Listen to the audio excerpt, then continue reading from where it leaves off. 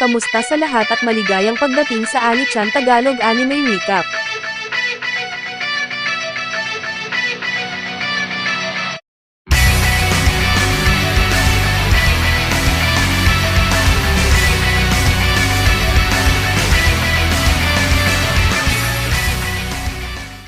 Si Kai ay isang malungkot na giga-chad, na nakalimutan ng sangkatauhan ng sakupin ng mga demonyo ang kanyang mundo.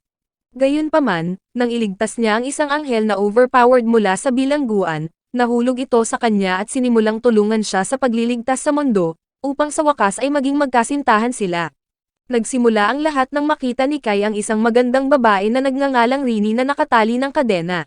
Dahil may pakpak siya, inakala niyang anghel ito, pero nagbago ang isip niya dahil hindi naman ganoon ka-bouncy ang mga anghel. Nang maramdaman siya ng kawawang babae at nagmakaawa para sa tulong, nagsimula siyang magtaka kung bakit kailangan siya ng isang nilalang na katulad nito.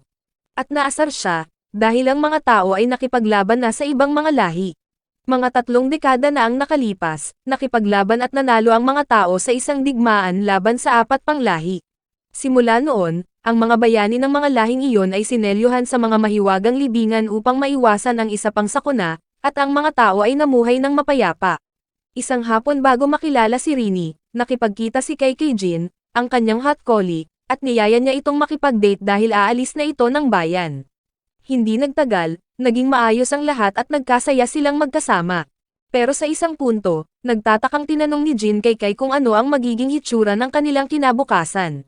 Sinabi na niya noon na balak niyang magsimula ng pamilya kasama siya sa hinaharap, pero bago pa niya masabi iyon, nagkaroon ng glitch sa realidad at sinipsip ng isang singularity ang lahat ng umiiral. Biglang, natagpuan ni Kai ang kanyang sarili na nakatayo sa isang kaparangan, at ilang sandali lang ay napagtanto niya na nasa parehong lungsod pa rin siya noong nakaraan, ngunit tanging wasak na lang ito. Habang nagmamadaling iniisip kung ano ang nangyayari, isang demonyo ang huminto sa likuran niya at sinubukang sunugin siya ng mga mahiwagang apoy. Pero kahit papaano ay nakaiwas at nakaganti si Kai sa pamamagitan ng isang nakakatakot na atake na nagpawalang buhay sa demonyo mismo sa lugar. Hindi nagtagal, may isa pang demonyo ang huminto sa kanya at nagulat na natalo niya ang isa pang lalaki. Napagtanto niya na si Kai ay armado at mapanganib, kaya gusto niyang mabilis siyang matapos. Pero bago pa man siya makapagtama, dumating sina Saki at Ash, ang mga dating kasamahan ni Kai, at ginambalo siya gamit ang stun grenade. Pagkatapos ay tumakas sila kasama si Kai, at napansin ni Kai na wala ni isa sa kanila ang nakakaalala kung sino siya, kahit na binanggit niya ang kanilang unit militar. Sinabi ni Saki sa kanya na walang ganoong bagay na umiiral, at idinagdag na siya ay bahagi ng hukbo ng mga rebelde ng tao sa halip. Nagulat siya nang malaman na natalo ang sangkatauhan sa digmaan laban sa ibang lahi mga 3 dekada na ang nakalipas, at ngayon ay nakabitin na lang sa isang sinulid dahil nasakop na ng ibang lahi ang mga lungsod. Hindi nagtagal, nakarating sila sa isang underground na lungsod na nagsilbing kanlungan ng mga tao, at ipinaliwanag ni Saki na nagsagawa sila ng mga operasyong militar mula roon upang labanan ang iba pang mga lahi. At nang marinig ito, na-curious si Kai at nagtanong kung bakit natalo ang mga tao sa digmaan. Kaya ipinaliwanag ni Saki na ang mga demonyo ay hindi mapipigilan kapag sila ay umatake sa mga grupo. Pagkatapos ay nagtanong siya tungkol kay Propeta Sid, ang bayani na nanalo sa kanila sa digmaan habang naaalala niya, at nagulat siya na hindi alam ng kanyang mga kasama kung sino iyon. Hindi nagtagal, dumating si Jin, at siya pala ang commander ng hukbo ng paglaban sa bansa. Nagpapanggap man siya bilang isang lalaki, gumaan ang loob ni Kai nang makita siya. Ngunit ang kanyang puso ay nadurog sa 1,000,000 piraso nang sabihin niyang hindi niya kilala kung sino siya. Pagkatapos ay sinubukan niyang kunin ang atensyon nito sa pamamagitan ng pagsasabi sa kanya ng lahat ng masasayang pagkakataon na magkasama sila, ngunit hindi nagtagumpay. Nang tanungin niya kung bakit siya nagpapanggap na lalaki, pumagitan si Ash at pinigilan si Kai na makulong. Noong gabing iyon, ginugol niya ang buong oras sa pagsuri sa mga libro ng kasaysayan, at napansin niya na walang mga tala sa kanya o Sid kahit saan. Dahil wala si Sid at hindi kailanman nanalo ang mga tao sa Great War, nadama niya na ang mga libingan na itinayo upang maglaman ng anumang banta sa sangkatauhan ay hindi iiral. Ngunit laking gulat niya nang makitang mayroon sila sa mga aklat ng kasaysayan. Kaya kinabukasan, humiram siya ng sasakyang pangmilitar at nagmaneho hanggang sa lugar na iyon upang makita ang mga bagay para sa kanyang sarili. Pagdating niya doon, pumasok siya sa libingan at natagpuan ang sandata ni Propeta Sid na nagniningning sa dilim. Nagtataka, hinawakan niya ito, at isang boses ang nagsabi sa kanya na siya ang napili bilang may hawak ng weapon code holder. Habang binanggit ni Kai ang pangalang iyon, inilipat siya sa isang astral plane, at doon niya nakilala ang hati na nakatali sa kadena. Nang makita siya, halos naaliw si Kai sa pag-iisip ng pagiging freaky sa kanya. Ngunit nang makumpirma niyang hindi siya demonyo, inilabas niya ang kanyang malaking itim na sandata at sinubukang sirain ang mga kadena. Sa kanyang pagkabigla, hindi natanggal ang mga kadena pagkatapos niyang hampasin ang mga ito, at nanatiling buo ang mga ito kahit na pagkatapos niyang patamaan ang mga ito ng magical blast. Frustrated, naalala niya ang maalamat na espada mula kanina at inisip kung makakatulong ba ito. Ngunit nang siya ay nagkamali sa pagbigkas ng pangalan ng espada, ang kanyang sandata ay naging maalamat na espada, at ginamit niya ito upang putulin ang mga kadena ni Rini. Nang matanggal ang mga kadena, sinalo niya si Rini para pigilan itong mahulog sa lupa. Ngunit nang magising siya at makita ang mukha nito, nataranta siya at hinamon siya ng away, sa pag-aakalang ipinadala siya ng demonyong bayani na si Vanessa para puksain siya. Kahit na walang sinasadyang pinsala si Kai, pinilit niyang ipagtanggol ang sarili mula sa pag-atake ni Rini. Ngunit nang makita niyang siya ay mamamatay kung hindi siya lalaban, pinilit siya ng kanyang espada na harangin ang isang pag-atake. Laking gulat ni Rini nang makita niyang maaaring mapawalang bisa ni Kai ang kanyang mahika, at napaisip siya kung demonyo ba siya o ano. Ngunit sinabi ni Kai na siya ay tao lamang at piniling ipakita sa kanya ang kanyang 6 na pulgada upang patunayan na hindi siya nagsisinungaling. Bago mangyari iyon, naniwala si Rini sa kanya dahil alam niyang fit ito, at nagpapasalamat siya sa pagligtas sa kanya. Humingi din siya ng paumanhin kay Kai sa pag-atake sa kanya, ngunit hindi ito big deal kay Kai dahil interesado lang siyang malaman ang lahi niya. Kinumpirma ni Rini na hindi siya demonyo, at nakiusap siya kay Kai na huwag nang magtanong muli tungkol sa lahi niya, dahil sa kaibuturan niya ay nakaramdam siya ng insecure dito. Pumayag si Kai sa kanyang kahilingan at nagpatuloy na magpakilala sa kanya, ngunit nang tanungin niya kung nasaan sila, sinabi nito sa kanya na wala siyang ideya dahil ang huling bagay na natatandaan niya ay ang pakikipaglaban kay Vanessa. Nagulat si Kai nang marinig ito, dahil ang pakikipag-away sa isang tulad ni Vanessa ay nangangahulugan na malakas si Rini, at nang magtanong siya, ipinagmalaki ni Rini ang tungkol sa pagkuha ng isang pulutong ng mga demonyo ng mag-isa. Pagkatapos ay tinanong niya kung paano niya maaaring kanselahin ang kanyang magic. Ngunit bago pa makasagot si Kai, isang nilalang na pinangalanang Last Rider ang lumitaw mula sa isang portal at kinilala si Rini bilang isang katiwalian. Habang inaatake ni Rider si Rini, napansin ni Kai na nalulupig siya, kaya kinuha niya si Rini at tumakbo palayo. Nahuli ni Rider si Rini, at si Kai ay nakatingin na lang habang umiiyak si Rini sa sakit. Nang sapat na ang kanyang pagtitiis, inatake niya ang nilalang na nagulat nang makita na hawak niya ang ipinagbabawal na espada, at kasabay nito, ang espada ay nagbukas ng isang portal na nagpadala kay Kai at Rini pabalik sa kanilang realidad. Doon, kumapit si Rini kay Kai dahil takot siyang mawala sa mundo, at nagpasalamat siya sa pagliligtas nito sa kanya muli dahil sa kaibuturan niya, walang nagmalasakit sa kanya noon.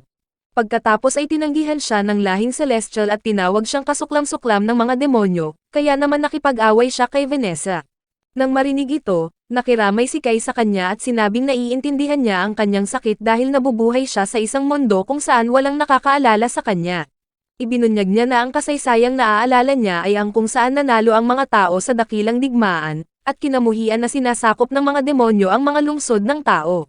Nagulat si Rini pagkatapos niyang marinig ito, dahil noong panahong nakipaglaban siya kay Vanessa, nananalo na ang mga tao sa digmaan. Nagtaka si Kai dahil nangangahulugan ito na si Rini ay mula sa parehong realidad niya, ngunit nasaktan siya nang banggitin nito na hindi niya kilala kung sino si Sid. Gayunpaman, sinabi niya sa kanya na magkamukha sila, at natuwa si Rini dahil sa wakas ay nakahanap na siya ng taong nakakaintindi sa kanya. Sa labas, si Rini ay bumagsak sa lupa dahil siya ay naging mahina sa lahat ng pakikipaglaban, kaya tinulungan siya ni Kai na tumayo at inalok na ihatid siya pabalik sa lungsod nito. Sa una, nagduda si Rini dahil hindi niya lubos na pinagkakatiwalaan ang mga tao, ngunit pagkatapos siyang sabihan ni Kai na magtiwala sa kanya, pumayag siya at sabik na naghintay kung ano ang magiging buhay niya kasama ang mga tao. Mamaya ng gabing iyon, nakahiga si Kai sa kama, pagod na pagod mula sa magulong araw. Pagod din siya dahil kailangan niyang ituro sa kanya ang mga pangunahing kaalaman sa sibilisasyong pantao, kahit na nagpapasalamat siya na maitatago nito ang kanyang mga pakpak at hindi masyadong makatawag pansin. Nasa banyo si Rini nang iniisip ni Kai na suriin ang kanyang sandata, pero hindi hanggang sa dumating si Rini, sumisigaw na hindi tumitigil ang pagdaloy ng tubig. Nang aksidenteng makita ni Kai ang mga plots ni Rini, lahat ng dugo ay lumabas sa kanyang utak, ngunit tumalikod siya upang pigilan ang pagpalakpak sa kanya sa ilalim ng kanyang kumot. Yeah, boy. Pagkatapos pigilin, tumalon si Rini sa kama at nagselos sa mga tao dahil nakakatulog sila sa mga malambot na ibabaw tulad noon, samantalang sa kanya, karaniwan siyang natutulog sa matigas na bato. Gayunpaman, napansin niya na wasak ang mundo sa ibabaw at kinamumuhian ni Kai na sinasakop ito ng mga demonyo. Mabilis niyang natanto na ang realidad na ito ay kabaligtaran ng nauna, at umaasa siya na may paraan para makabalik siya. Bandang hating gabi, tumalon si Rini kay Kai at binabalaan siya na malapit na ang mga demonyo. Ganoon na lang, inilagay ang lungsod sa red alert at tumakbo ang mga sibilyan para iligtas ang kanilang buhay upang hindi mamatay. Sumama si Rini kay Kai para tingnan ang sitwasyon sa labas, at natakot siya nang makita ang lahat ng kilabot sa lungsod. Pero sinabi ni Kai sa kanya na kailangan niyang umalis dahil naniniwala siyang siya lang ang makakaganap sa papel ni Sid sa mundong ito. Samantala, nahirapan ang grupo ni Ash at Saki sa pagharap sa isang demonyo. Hindi hanggang sa dumating si Kai at pinigilan ang isa na punitin si Saki. Nagulat siya dahil kaya niyang patumbahin ang isang demonyo sa isang hampas lang, pero nang na-corner siya, ginamit ni Rini ang kanyang kapangyarihan para protektahan siya. Pagkatapos nito, tinanong ni Ash at Saki kung paano nakakalaban ng mahusay si Kai, kaya sinabi niya sa kanila na nagmula siya sa isang mundo kung saan nanalo ang mga tao sa digmaan laban sa iba pang mga lahi. Nang marinig ito, sinabi ni Saki sa kanya na pumunta sa kanilang militar base, ngunit nang makarating siya doon, hindi siya sineryoso ng mga opisyal ng militar dahil akala nila ay nagsisinungaling siya tungkol sa pagiging mula sa ibang mundo. Si Jin naman, nagkaroon ng pagkausyoso sa kanya at nagtanong kung anong uri ng relasyon ang mayroon sila sa mundo nito. Pero dahil hindi naman eksaktong masabi ni Kai na nagbibimbang sila noon, ibinunyag niya ang pangalan ng ama at lolo nito, at naging dahilan ito upang biglang tapusin ni Jin ang pagpupulong. Mamaya ng gabing iyon, isang mataas na ranggong sundalo, si Fallon, ang nagpatawag kay Kai at Rini para makausap si Jin. Pagdating doon, nakita ni Kai ang pagkababae ni Jin at tama ang hinala niya na alam niya na babae ito sa simula pa lang. Gayunpaman, sinabi ni Jin sa kanya na hindi siya lubos na naniniwala sa kanya at tinawag lamang niya siya, dahil nais niyang gamitin ang kaalaman at kasanayan nito laban sa mga demonyo. Nang tanungin ni Kai kung ano ang kanyang ginagawa, isiniwalat niya na balak niyang salakayin ng mga demonyo at bawiin ang kanilang lungsod, kahit na tila imposible ang tagumpay. Nang marinig ito, nagboluntaryong tumulong si Kai, iginigiit na magtatagumpay lamang sila kung sila mismo ni Rini ang lalaban kay Vanessa. Nagulat si Fallon at tinanong kung bakit niya gustong ilagay sa panganib ang kanyang buhay, kaya sinabi niya sa kanya na hindi niya kayang harapin ang kanyang mga kasama kung iiwan niya ang mundong ito at babalik sa kanyang realidad. Pagkatapos ay nagmungkahi siya ng magandang plano para atakehin ang mga demonyo, at habang nagiging malinaw ito, nagsimulang makita ni Jin ang posibilidad na talunin ang mga demonyo at ang kanilang pinuno. Ilang araw pagkatapos, sumali si Kai kina Jin at sa kanyang mga tauhan sa isang lihim na misyon upang bawiin ang kanilang bansa mula sa mga demonyo. Sa daan, kinabahan si Saki dahil siya ang nasa assault team, kaya hinapos ni Rini ang ulo niya at pinagaan ang kanyang pakiramdam. Siniguro niya kay Saki na malakas siya at tanging kay Vanessa lang siya kayang matalo, bagaman binanggit niya na sisirain niya ang sarili kung hindi niya ito matatalo. Nag-aalala, sinabi ni Saki sa kanya na huwag gawin iyon, habang binanggit ni Ash na nag-aalala siya sa buong misyon. Natakot siya na baka atakihin sila sa daan dahil malalaking grupo silang naglalakad, pero siniguro ni Kai sa kanya na walang mangyayaring ganoon dahil sensitibo ang mga demonyo sa mahika at walang ganitong kakayahan ang mga tao. Sa paglipas ng panahon, lahat ng sundalo ay nagbigay ng kanilang panata sa isang lugar, at binigyan sila ni Jin ng isang matapang na talumpati na nagtaas ng kanilang moral para lumaban. Sa kanyang utos, sumugod ang mga sundalo at nagulat sila nang makita ang isang grupo ng mga demonyo na lumilipad sa labas ng gusali ni Vanessa. Habang naghahanda ang isang demonyo na umatake, sumugod si Kai sa harapang linya at ginamit ang kanyang sandata upang wasakin ito. Ngunit nang mas maraming demonyo ang lumabas mula sa isang portal, ginamit ni Rini ang kanyang mahika upang palakasin ang kanyang sandata at pinatay niya ang mga ito sa isang nakamamatay na putok, na nag-iwan sa lahat na walang masabi. Nang tanungin, sinabi niyang bala ito mula sa kanyang mundo, pero ang totoo, sinabi niya lang iyon para hindi nila malaman ang tungkol sa mahikang kakayahan ni Rini. Hindi nagtagal, naramdaman ni Rini ang presensya ng kaaway sa gusali, kaya sinabi niya ito kay Jin, na pagkatapos ay inatasan ang kanyang mga tauhan na magbantay sa mga estratehikong lugar at pigilan ang anumang demonyo na makatakas. Habang sabay-sabay silang sumugod sa gusali, nagtanong si Fallon kay Kai tungkol sa putok na ginawa niya kanina. Mukhang kakaiba sa kanya na hindi niya pinutok ang baril at naisip niyang may kinalaman si Rini sa pagpaputok. Nanatiling tahimik si Kai sa buong oras, at medyo huli na niya napagtanto na may demonyong ipinatawag sa likod niya. Nang umatake ang demonyo, nagboluntaryo si Fallon na siya mismo ang huminto rito at hinimok ang lahat na magpatuloy nang wala siya. Pagdating sa susunod na silid, nakita ni Rini ang malakas na mahika at tinamaan nito si Jean bago pa siya makapagbabala. Nakakagulat, walang galos na lumabas si Jean dahil nakasuot siya ng damit ng mga elf sa ilalim ng kanyang baluti at kilala itong lumalaban sa mahika. Pagkatapos ay pinili niyang harapin ang demonyo sa harap niya at hinimok sina Kai at Rini na magpatuloy hanggang sa makita nila si Vanessa. Pagkaakyat sa itaas, binigyan ni Kai sina Ash at Saki ng mga enchanted armbands na makakatulong sa pagtatago ng kanilang presensya sakaling may mga naglalakad na demonyo. Kahit suot na nila ito, natakot si Saki nang huminto ang isang demonyo at muntik na nilang mabuking ang kanilang pagkakakilanlan nang abutin niya ang kanyang baril, pero sinabi ni Rini sa kanya na manahimik habang lumalayo ang demonyo.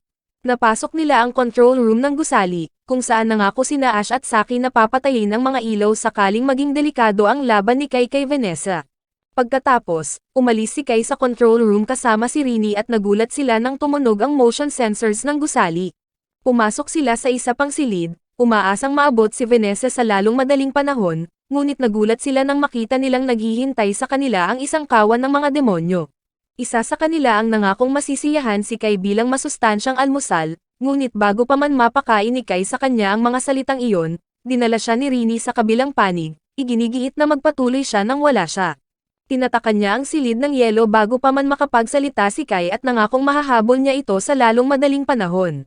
Habang paalis siya, napansin ng mga demonyo na may kakaiba kay Rini dahil bahagi siya ng demonyo, anghel, elf, at iba pang lahi. At nagsimula silang magtanong kung 5 lalaki mula sa iba't ibang tribo ang nagpaligaya sa kanyang ina. Nice! Nang marinig ito ni Rini, nawalan siya ng kontrol at ginamit ang kanyang kapangyarihan para turuan sila ng leksyon. Sa buong oras na iyon, nakarating si Kai sa pinakamataas na palapag, at nagulat dahil nakita niyang napakahot talaga ni Vanessa at alam niyang malaking halaga ang mawawala sa kanya kung mali ang gagawin niya. Nakita siya ni Vanessa at medyo nasabik dahil matangkad at malakas siya at naisip niyang magkakasya, kaya sinabi niya sa lalaki na hubarin ang lahat. Samantala, hinarap ni Jean ang isang mabigat na demonyo sa mas mababang palapag at nagawang makipagsabayan dito dahil sa kanyang damit ng mga elf. Nang makakita siya ng pagkakataon, sinamantala niya ito sa pamamagitan ng paggamit ng isang mahiwagang pana upang patayin siya. Gayunpaman, medyo nanghina siya dahil naubos ang lakas niya sa nakaraang pag-atake, at napansin ng naghihingalong demonyo na maubos ang lakas ng kanyang buhay kung patuloy siyang gagamit ng mga mahiwagang sandata.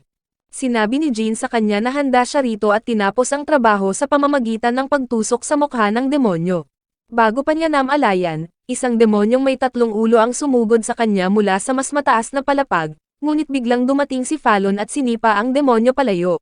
Nakahinga ng maluwag si Jean nang makitang nakarating si Fallon, pero napagtanto niyang kailangan niyang ipagpatuloy ang laban at tiyaking makabili ng sapat na oras para magawa ni Kai ang kanyang gagawin. Bumalik sa pinakamataas na palapag, sinabi ni Kai kay Vanessa na hindi siya maghuhubad dahil hindi siya isang soy boy na nahuhumaling sa mga murang modelo sa OnlyFans. Bagaman galit, nanatiling kalmado si Vanessa at natuwa dahil karamihan sa mga lalaki ay nahuhumaling tuwing ipinapantay niya ang kanyang mga binti. Pagkatapos ay tinanong niya si Kai kung siya ba ang commander na gumamit ng damit ng mga elf, at tumanggi ito, iginigiit na nagmula siya sa isang mundo kung saan siya ay natalo. Nagtataka, tinanong ni Vanessa kung anong lahi ang nakatalo sa kanya sa mundong iyon, at nang banggitin ni Kai na tao ito, tumawa siya dahil palagi niyang nakikita ang mga tao bilang mahihina. Pero nang marinig niya ang pangalang Sid, nagulat siya at nagsimulang bumulong ng kung ano tungkol sa reinkarnasyon, na nagpatanong kay Kai kung ano ang alam niya. Gayunpaman, binaliwala niya ito, sa pag-aakalang hindi siya magiging banta, at nagpatuloy sa pagtapos sa kanya sa isang hampas lamang. Sa kanyang pagkabigla, sumagot si Kai at nakipaglaban ng harapan sa kanya nang hindi man lang pinawisan, ngunit nagsimula siyang pawisan ng subukan ni Vanessa na atakehin siya mula sa malayo. Pagkatapos ng pagsabog, medyo kumbinsido si Vanessa na abo na si Kai, pero nang makita niyang nakaligtas si Kai, nagtaka siya kung paano niya nagawa iyon at kung bakit espesyal ang kanyang sandata. Hindi nagtagal, dumating si Rini, medyo nasugatan mula sa nakaraang laban niya, at nag-alok na lumaban kapalit ni Kai. Pero bago pa siya makapagtama, bumukas ang isang portal at kinilala ni Ryder si Vanessa bilang isang abnormalidad dahil nabanggit niya ang pangalan ni Sid. Sinubukan niyang burahin si Vanessa mula sa pag-iral, ngunit sinagot ni Vanessa ito ng isang spell na sumira sa malaking bahagi ng katawan ni Ryder. Bilang resulta, napilitang umatras si Ryder at natakot si Rini dahil kahit nakalaban na niya si Vanessa noon, baka nakatakas sa isang sanatorium ang bersyong ito. Nang gumaling si Vanessa mula sa pag-atake ni Rini, kinuha niya ang kanyang tunay na anyong demonyo at handa nang patayin kaagad si Kai at Rini. Biglang sinugod ni Rini si Vanessa at nagpalabas ng mahiwagang kulungan sa kanilang dalawa, nagmamakaawa kay Kai na tumakas habang kaya pa niya. Nag-atubili si Kai dahil ayaw niyang iwanan siya, pero bago pa man niya malaman, nakawala na si Vanessa mula sa hadlang ni Rini at itinapon ito sa lupa na parang basura. Nagalit, sinugod ni Kai si Vanessa, pero napuruhan siya at tumilapon sa pader na nilikha ni Vanessa sa pamamagitan ng mahika. Si Rini ay nagulat nang makita niyang hindi na tumutugon si Kai, kaya nawalan siya ng kontrol at nagpakita ng tunay niyang anyo, nangakong bubugbugin si Vanessa hanggang sa mawalan ng malay. Natuwa ng kaunti si Vanessa sa anyo ni Rini dahil mukha siyang pinagsama-samang 5 lahi, at hindi siya nag-alala sa pagtanggap ng mga suntok mula sa mutant. Sa isang punto, pinantayan niya ang lakas ni Rini at tinawanan siya dahil hindi niya ginamit ang kanyang kapangyarihan para iligtas si Kai mula sa simula. Sinabi niya kay Rini na buhay pa sana si Kai kung nagpakita siya ng tunay niyang anyo, at mabilis na napagtanto na hindi sigurado si Rini sa sarili niya at hindi nagpakita ng tunay niyang anyo dahil ayaw niyang makita siya ni Kai bilang isang halimaw. Nang marinig ito, napaiyak si Rini, lalo na dahil patay na si Kai. Kaya niyakap niya si Vanessa sa huling pagkakataon at ginamit ang isang self-destruct spell. Habang lumalabas ang sumpa mula sa kanyang katawan, pumasok ito kay Vanessa at naging sanhi ng kanyang dahan-daang pagkamatay. Pero bago pa man matalo si Vanessa, nagpalabas siya ng sumpa na inilagay niya sa gusali ng maaga pa at sinagot ang spell ni Rini. Gulat, napaluhod si Rini, wasak na wasak dahil hindi na niya kayang mabuhay sa sarili niya ngayong patay na si Kai. Napaluha siya, nagdamdam dahil hindi niya siya nailigtas sa tamang oras, at hindi siya nag-react nang subukan siyang patayin ni Vanessa gamit ang isang masamang pag-atake ng apoy. Pagkatapos lumamig ang usok, nagulat si Vanessa nang makita niya si Rini sa bisig ni Kai na parang isang gigachat. Tumiti si Kai at sinabihan si Rini na tumigil sa pag-iyak dahil nagpapasalamat siya na nabili siya nito ng sapat na oras para makarecover. Akala ni Rini na nanaginip siya dahil sigurado na siyang patay na si Kai, kaya niyakap niya ito ng mahigpit at siniguradong totoo ito. Si Vanessa naman, nagtanong kung paano niya nagawang makaligtas sa atake niya, dahil walang sinumang tao ang nakaligtas sa kanyang malakas na mahika sa malapitan. Ngunit nanatiling tahimik si Kai, alam niyang ang tanging dahilan kung bakit siya humihinga pa ay dahil sa kanyang espada.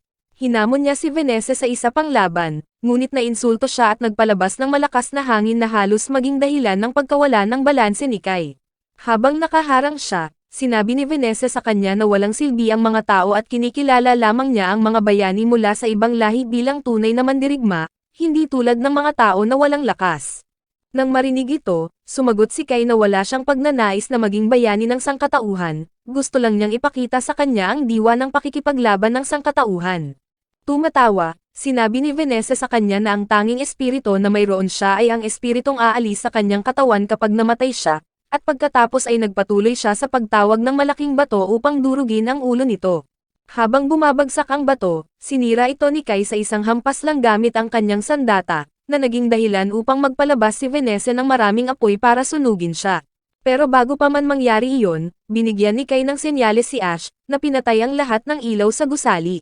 Sa kadiliman, nakita ni Vanessa ang kumikinang na espada ni Kai at sumugod, sa pag-aakalang siya ang isa. Pero nagulat siya nang humupa ang usok at napagtanto niyang si Rini ang kanyang inaatake. Tungkol naman kay Kai, huminto siya sa likod ni Vanessa, kaya ibinato sa kanya ni Rini ang maalamat na espada at ginamit niya ito para tuluyang talunin si Vanessa. Hindi naman nag-atubiling aminin ni Vanessa ang pagkatalo, bagaman kinamuhian niya na unti-unti na siyang nawawala sa pag-iral.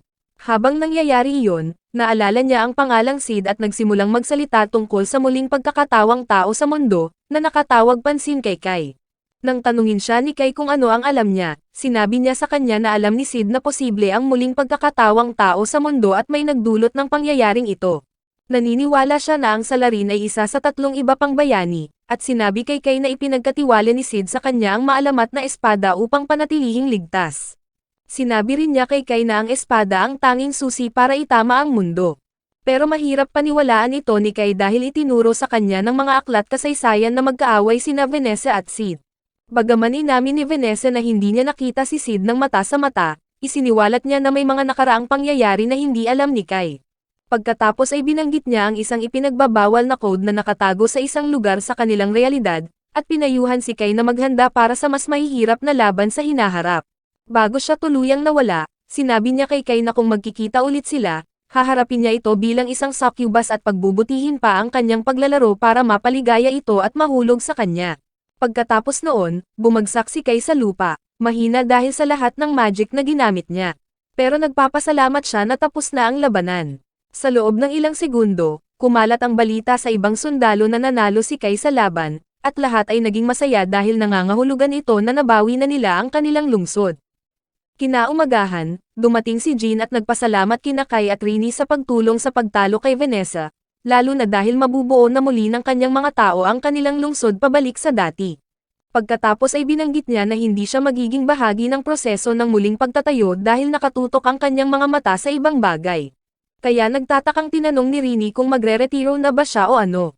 Sumagot si Jean na maglalayag siya sa labas ng kanyang bansa patungo sa iba pang mga bansa na nasakop ng ibang mga lahi. Gusto niyang pamunuan ang kanyang mga puwersa at sumali sa iba pang mga bansa upang manalo at tapusin ang dakilang digmaan, at dahil doon, humingi siya ng tulong kay Kai at Rini. Namangha si Kai habang nagsasalita siya dahil mas matanda at mas ambisyosa siya kaysa sa iba pang bersyon niya mula sa kanyang realidad. Gayunpaman, sumang-ayon siya na sumali sa kanyang layunin at suportahan siya hanggang sa wakas, basta't gagantimpalaan siya ng interracial kiddies sa pagpalakpak. Nang maglaon, habang pinag-uusapan ni Kai ang tungkol sa pagwawakas ng digmaan at paghahanap ng salarin sa likod ng muling pagkakatawang tao ng mundo, nakinig si Rini sa kanya at nabigla siya nang makita ang refleksyon ni Sid sa kanya. Ilang araw pagkaraan, tumatakbo si Rini para sa kanyang buhay sa astral plane, at nang siya ay matumba, isang hindi nakilalang lalaki ang sumubok na tulungan siyang makatakas. Gayunpaman, nagising siya at napagtanto na isa na naman itong panaginip dahil nasa biyahe na siya patungong AO Federation, na susunod na bansa. Habang nasa biyahe, tahimik na nakaupo si Kai at nag-flashback sa nangyari pagkatapos ng labanan kay Vanessa. Noon, napansin ni Rini ang presensya ng mga demonyo at agad siyang inalerto, kaya tumakbo siya kasama niya upang matonton ito. Kahit papaano, natabunan ng harang ang gusaling kinaroroonan nila, at doon na nagpakita si Meryl, kapatid ni Vanessa. Nang makita niya si Kai, napagtanto niyang siya ang tumalo sa kanyang kapatid at nagpas siyang barilin siya ng apoy. Kahit na hinarang ni Kai ang pag-atake gamit ang kanyang sandata, hindi niya napansin ng mabilis na tumakbo si Meryl sa kanyang likod at sinubukan siyang hampasin, ngunit salamat kay Rini, na natili siyang buhay. Itinapon ni Rini si Meryl na parang basura at sinabihan siyang iwasan niya ang kamay ni Kai dahil hindi siya nakikihati. Pagkarinig nito, natawa si Meryl, dahil si Rini ay nag-gatekeeping lang kay Kai dahil sa kanyang sausage. Kaya't sinubukan niyang ipanalo si Kai sa pamamagitan ng pagsasabi sa kanya na gusto niya itong mabilog at matigas. Hindi nabigla, sinabi ni Kai sa kanya na nakipag-deal na siya sa kanyang kapatid, ngunit sa kaibuturan niya, alam niyang mas titigas ito kung sineseryoso siya nito dahil mas hot siya kay Megan Fox. Sa kabilang banda, mahirap kay Meryl paniwalaan na may isang hamak na tao na tinalo ang kanyang kapatid, ngunit sa kanyang reaksyon, napilitan si Kai na tanungin kung naroon siya para maghiganti sa kanya. Sa kanyang pagkabigla, sinabi ni Meryl na wala siyang interes na maghiganti, lalo na dahil siya na lang ang nag-iisang namamahala sa kanyang lahi. Pagkatapos ay nagmungkahi siya ng kasunduan kay Kai, na nag-aalok na hindi nasasalakayin ang kabisera ng kaharian. Ipinilit niya na mananatili ang kanyang mga tao sa ibang bahagi ng bansa sa kondisyon na ang mga tao ang lalaban sa 3 iba pang lahi. Nakita ni Kai ang tunay niyang layunin, pero tinanggap pa rin ang kasunduan dahil positibo siya na mananalo siya sa digmaan. Nangako si Meryl na sasabayan siya sa pag-cheer, at dahil gusto niya ito, nangako siyang gagantimpalaan siya ng halik kung makabalik siya ng buhay. Hindi natinag, sinabi ni Kai sa kanya na hindi siya interesado dyan, kaya inalok niya itong bumembang na lang sa halip, pero sinabi niya na mas gusto niyang pumukpok ng orc. Pagkatapos niyang tanggapin ang deal, naghanda siyang umalis at sinabihan siya na mag-ingat kay Alfreya, ang Panginoon ng Langit, dahil kakaiba ang kinikilos niya kamakailan. Sa kasalukuyan, naramdaman ni Rini ang isang kakaibang presensya sa unahan, at agad niyang ipinaalam ito sa kanyang mga tauhan. Isang dragon pala ito, at kakaiba para kay Ash na may ganitong bagay na umaatake sa kanila dahil nasa teritoryo pa rin sila ng mga demonyo. Nang walang pag-aaksaya ng oras, may ilang lalaking sumakay sa mga machine gun na nakakabit sa kanilang mga tangke, ngunit hindi sapat ang mga bala upang mapigilan ang dragon. Dalawang sasakyan mula sa convoy ang tinamaan, at dahil doon, kinailangan ni Kai at Rini na harapin ang dragon upang mabawasan ang karagdagang pinsala. Pagkatapos nilang matalo ang dragon, inutusan ni Jean ang kanyang mga tauhan na magkampo sa isang lugar para sa gabi upang makapagpahinga ang mga nasugatan. Habang naghahanda si Kai para magpahinga, nagulat siya nang makitang nasa iisang tent sila ni Rini, at mas nagulat pa nang sumali si Jean dahil siya lang ang lalaki sa kwarto. Tinawag siya ni Fallon at sinabihang bantayan si Jean buong gabi at huwag magkaroon ng anumang kakaibang ideya. Tinanggap ni Kai ang kanyang kahilingan, ngunit nang pumasok siya sa tent, napagtanto niya na may bagay na mas hahaba at mas magiging mahirap kaysa sa kanyang malaking itim na baril. Nang oras na para matulog ang lahat, sinabi ni Jean sa kanya na mag-ingat sa kanya dahil madalas siyang gumalaw kapag nasa kama. Pero bandang hating gabi, napunta siya sa pagitan ni Rini at Jean, at ang tanging nasa isip niya ay kung paano niya maiiwasan ang pagbabayad ng sustento sa anak. Kinabukasan, naging itim ang kanyang mga mata dahil hindi siya nakatulog, pero wala siyang pakialam dahil mas nakatuon siya sa pagpunta sa AO. Sa kabutihang palad para sa kanya, dumating ang kanyang unit doon sa lalong madaling panahon, at mainit silang tinanggap ng mga sibilyan dahil nakatulong sila sa pagtalo kay Vanessa. Sa unahan, sinalubong ni Zeph, ang tagapayong militar ng AO, si Jean, at binati ng kanyang mga sundalo ang mga tauhan nito dahil sa panalo laban sa mga demonyo. Pagkatapos nito, diretsahang nagtanong si Jean at humiling na makaharap ang commander militar ng AO na si Dent, kaya si Zeph ang nanguna sa pagpunta nila sa kanilang base militar. Sa daan, ipinaliwanag niya na si Dent ay isang narsistikong leader na madalas makita ang sarili bilang emperador, at nagmakaawa kay Jean na tiisin ang kanyang kalokohan. Sa pintuan ni Dent, pinasok sila ng mainit niyang katulong na si Kubairi, at nagkaroon ng kakaibang pakiramdam si Rini tungkol sa kanya, kahit na nahimik lang siya tungkol dito. Nang pumasok si Jean sa opisina at nagpakilala, nagalit si Dent, sinasabing masyado siyang natagalan para makita siya. Sumagot si Jean na nakasalubong niya ang isang dragon sa daan, ngunit binaliwala siya ni Dent at tinanong kung bakit siya dumating. Nagulat si Jean at sinubukang unawain ang tanong, ngunit nagpatuloy si Dent sa pag-akusa sa kanya na nais niyang sakupin ang kanyang bansa, dahil nagtagumpay siya sa pagtalo sa mga demonyo sa kanyang panig. Dito, sumagot si Jean na nagpakita lang siya dahil hiniling ng kanyang bansa ang kanyang tulong sa digmaan. Pero sinabi ni Dent na ang walang silbi niyang tauhan ang gumawa ng desisyong iyon, kahit nagalit siya na naroon siya. Pumayag siyang makipagtulungan sa kanya dahil hindi niya gustong mawala ang kanyang mga lupain sa lahing celestial. Bago matapos ang pulong, nagmungkahi si Jean ng isang kasunduan na hahayaan niyang ang kanyang mga tauhan ang magpasya kung sino ang makakakuha ng kredito sa pagwawagi laban sa mga kaaway ni Dent. Dahil may iba pang nasa silid, napilitang pumayag si Dent, at pagkatapos noon, nagdaos si Jean ng isang estratehikong pagpupulong tungkol sa kung paano nila aatakihin ang mga Celestials.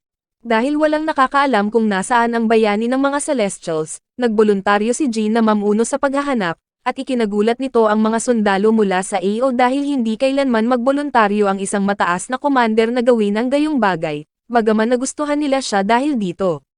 Kinabukasan, pinangunahan ni Jean ang kanyang mga tauhan para sa paghahanap, habang naiwan si Dent at nagtataka kung bakit niya isusugal ang kanyang buhay sa ganitong paraan. Kaya naman, sinabi niya ito kay Kubairi, ngunit pinuri nito ang kanyang ego at sinabing ang tunay na commander ay dapat umalis mula sa likuran. Nang gabing iyon, bumalik si Jean mula sa paghahanap niya, at kahit hindi niya nakita ang lahat ng hinahanap niya, nagpatuloy pa rin siya sa pagguhit ng mapa na makakatulong sa kanyang misyon sa susunod na araw. Sa pagpupulong, nagulat ang mga sundalo sa talino niya, at ikinainis ni Dent na naimpluwensyahan ng katapangan niya ang kanyang mga tauhan. Sa galit, nakatanggap siya ng hindi pa na-verify na impormasyon mula kay Kubairi at nagpasya siyang kumilos batay dito upang makita siya ng kanyang mga tauhan bilang isang taong karapat-dapat sa paggalang. Nang gabing iyon, tinawag niya si Zeph at sinabihan itong maghanda para sa isang ekspedisyon, ngunit binalaan siya na huwag sabihin kay Jean ang tungkol dito. Kaya kinabukasan, nang magising ang grupo ni Jean at mapansin ang pagkawala ni Dent, naramdaman ni Rini na may mali at inihayag na pinaghihinalaan niya na hindi tao si Kubairi. Ilang araw na ang nakalipas, naimpluwensyahan ni Ryder si Lord Alfreya na atakehin at ikulong ang dakilang elven Elder Mary. Noon, nakatakas ang nasasakupan ni Mary na si Rayren, ngunit nahulog siya mula sa palasyo ng langit sa mga ulap at nagtamo ng ilang pinsala. Nang gumaling siya, gusto malaman ng kanyang mga nasasakupan kung ano ang nangyari, kaya sinabi niya sa kanila na ipatawag ang lahat ng mga elf, dwarf, at diwata mula sa lahing celestial upang ipaliwanag sa kanila kung ano ang nangyayari. Tinanong siya tungkol sa mga bihag na tao sa kanilang pangangalaga, at bagaman nagulat siya, naisip niya na gamitin ang mga ito bilang pakikinabangan. Kinabukasan, sinugod ni Jean at ng kanyang mga tauhan ang kagubatan ng mga elf. Dahil wala siyang narinig na balita mula sa mga tauhan ni Dent mula noong nakaraang gabi, naniwala si Kay na may nagtulak kay Dent na salakayin ang kagubatan kasama ang kanyang mga tauhan, at ang tanging nasa isip niya ay si Kubairi. Nang marinig ito, nagpasya si Jean na pangunahan ito upang siyasatin ang kakahuyan at makita ang mga bagay para sa kanyang sarili. Habang naroon, nakita niya ang mga bitag ng elven sa lahat ng dako at napagtanto niya na malamang na nahulog ang mga tauhan ni Dent sa kanila. Nakakuha si Rini ng isang elven na pabango at sinubukang sundan ito, ngunit habang lumalalim sila sa kakahuyan, na-activate nila ang isang elven magical gate na nag-teleport sa kanila ng malalim sa teritoryo ng elven. Doon ay nakakita sila ng isang engkanto na naglalaro, ngunit ang diwata ay tumakbo palayo nang mapagtantong napapaligiran siya ng mga tao dahil akala niya ay kakainin siya o kung ano. Gulat na sinundan siya ni Kai, napalibutan na lang siya ng mga armadong duwende nang makarating siya sa kabilang side. Habang iniisip ng kanyang koponan kung ano ang susunod na gagawin, nagpakita si Kubairi at kinumpirma na siya ay isang espiya ng elven. Nagtataka, nagtanong si Jean tungkol sa mga tauhan ni Dent, kaya sinabihan siya na buhay pa rin ang mga ito, tanging mga paralitikong bihag lamang. Pagkatapos ay nagmungkahi siya ng kasunduan para palayain sila sa kondisyon na lalabanan ng koponan ni Jean ang mga anghel. Nang marinig ito, nagulat si Kai dahil akala niya ay magkaibigan ang mga dwarf at anghel dahil pareho silang mula sa lahing celestial. Gayunpaman, sinabi ni Kubairi sa kanya na ang mga anghel ang nagsimula ng salungatan, at pinangunahan niya ang koponan nito patungo kay Reren upang mas maipaliwanag niya ng maayos. Tinanggap ni Reren ang koponan ni Jean at agad napansin na may suot na damit ng mga elven si Jean sa ilalim ng kanyang baluti. Tinanong niya kung paano niya nakuha iyon, at pagkatapos ipinaliwanag ni Jean na kinuha niya iyon mula sa isang demonyo na kanyang natalo, hinayaan na lang niya iyon dahil bawal para sa mga tao na gamitin ang kanilang mga mahiwagang bagay. Pagkatapos nito, nagmungkahi si Reren ng kontrata kay Jean, nag-aalok na palayain ang mga bihag kung maililigtas ng kanyang koponan ang dakilang matandang elven mula kay Lord Alfreya. Nagulat si Kai at tinanong kung bakit si Alfreya, na bayani ng mga Celestials, ay magkukulong sa dakilang matandang elven. Kaya't ipinahayag ni Reren na nagbago na si Alfreya. Bago noon, si Alfreya ay isang mabuting bayani na nagmamalasakit sa mga Celestials, ngunit biglang nagbago at hiniling na ang mga Celestials ay maging sunod-sunuran sa mga anghel. Dahil hindi nagustuhan ni Reren at Elder Mary ito, umakyat sila sa palasyo ng langit upang ayusin ang mga bagay kay Alfreya, ngunit sila ang inatake sa halip, at ganoon napabilanggo si Mary. Nang marinig ito, naintindihan ni Kai kung bakit gusto ni Reren na lumaban ang mga tao para sa kanyang lahi. Pero hindi nagtiwala si Fallon sa kanya dahil pakiramdam niya may patibong, at humiling siya ng isang bagay na magpapatunay sa kanilang kawalang sala. Kaya nagboluntaryo si Kubairi na sumunod sa kanya, iginigiit na ibuwis ang kanyang buhay kung maging masama ang sitwasyon. Gayunpaman, hindi komportable si Fallon dito dahil naniniwala siyang hindi sapat ang buhay ni Kubairi para bayaran ang kanyang mga koponan kung sakaling mamatay silang lahat, kaya nagpasya si Reren na siya na lang ang pumalit sa kanya. Nang makita ito, hindi naging komportable si Kubairi, ngunit sinabi sa kanya ni Reren na kailangan niyang gawin ito dahil malapit nang magkaroon ng digmaang sibil ang kanilang lahi kung walang mangyayari. Sa gabi, habang natutulog ang lahat, nagbantay si Kai para maging alerto, kaya nagpasya si Reren na kausapin siya muna. Kinumpirma niya kung si Kai ba ang siyang nakatalo kay Vanessa at nagtanong kung gagana ang kanyang espada kay Alfreya. Nang marinig ito, naintindihan ni Kai na ang pagliligtas kay Mary ay nangangahulugang pakikipaglaban kay Alfreya. Habang iniisip ito, sinabi ni Reren sa kanya na hindi niya siya papayagang umalis ng buhay sa kagubatan ng mga elf kung magdesisyon siyang umatras sa kanilang kasunduan. Sinabi ni Kai na alam na niya, at pagkatapos ay tinanong niya siyang kung kilala niya si Sid. Mula sa kanyang ekspresyon, alam niyang wala siyang alam, kaya napagtanto niyang ang tanging taong makakaalam ay si Alfreya mismo at sabik na sabik siyang harapin ito. Kinabukasan, pinangunahan ni Reren si Jean at ang kanyang grupo patungo sa isang puno na direktang patungo sa Angel Palace. Doon, pinagana niya ang isang mahiwagang pintuan na nag-teleport sa kanila sa palasyo ng mga anghel, ngunit nagulat siya nang makarating doon at makita ang isang grupo ng mga anghel na mahinang nakahandusay sa sahig. Habang nagtataka siya kung ano ang nangyari, pinangunahan niya ang pagpunta sa isa pang gate at dinala ang koponan sa mas mataas na palapag. Pagkalipas ng ilang palapag, pinaulanan sila ng bagso ng hangin ng isang anghel na nagngangalang Viscas, ngunit mabilis silang tumugon upang maiwasang mahulog sa kanilang kamatayan.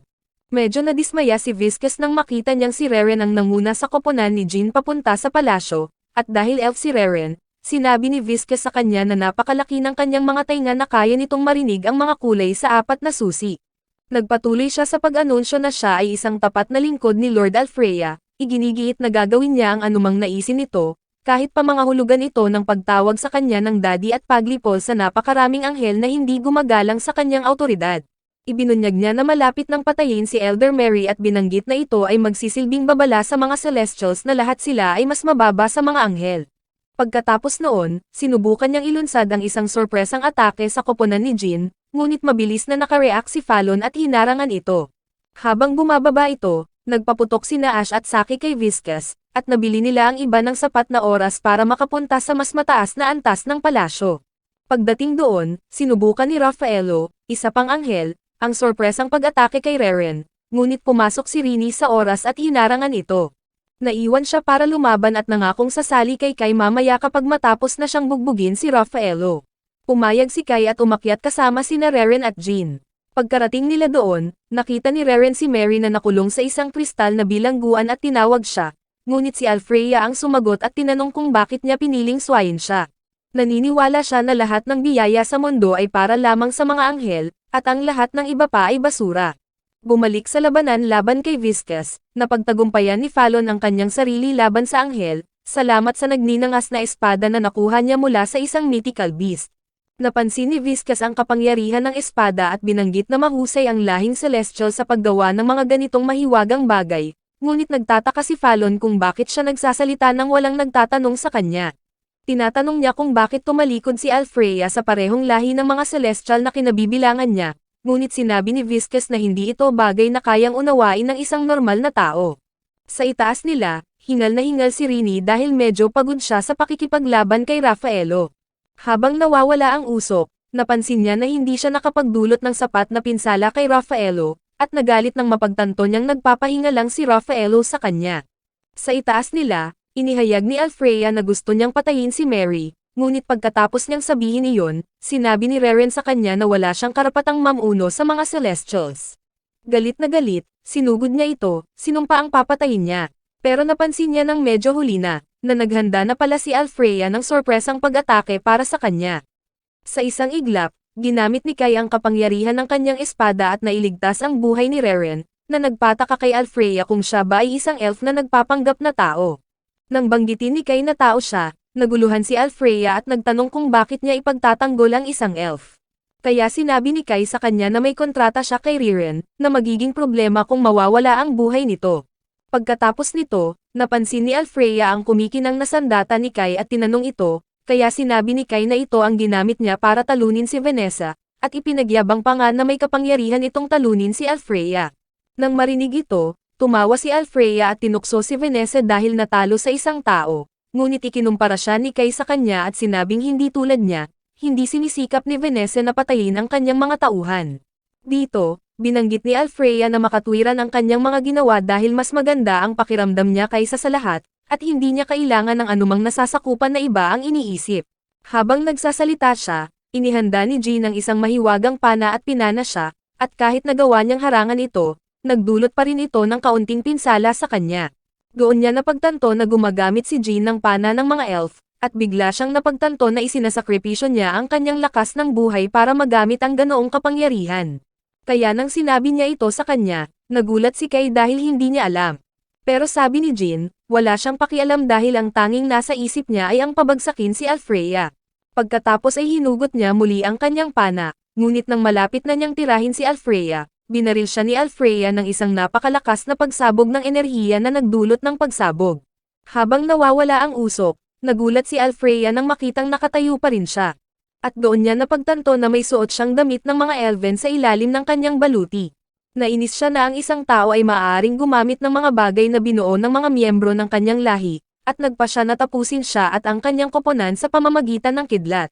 Ngunit nang gawin niya ito, nagtayo si Reren ng malakas na hadlang na nagprotekta sa kanyang koponan, at pinakawalan niya si Mary mula sa kanyang bilangguan.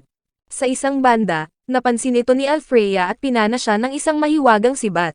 Pero dumating si Kai at hinarangan ito bago pa man ito tumusok sa kanyang dibdib.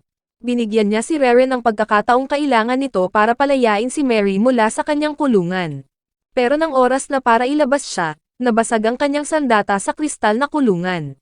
Nagulat si Reren at nagtanong kung paano nakulong ni Alfreya ang isang kasing lakas ni Mary at nagamit pa rin ang napakaraming mahika para lumaban.